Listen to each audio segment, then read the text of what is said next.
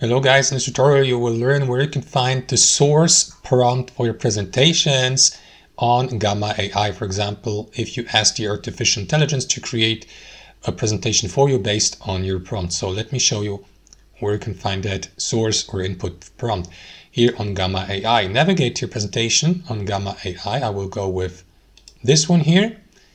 And inside your presentation, guys, click into these three dots in the very top right corner and select this option here, View Source Prompt.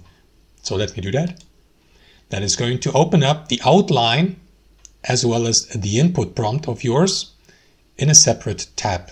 Here you will see your prompt and below your outline, which is usually, which is the predecessor of the final version of your presentation, because the artificial intelligence builds the presentation based on your prompt and also the outline. And that's it, guys. Thanks for watching, and I'll see you next time.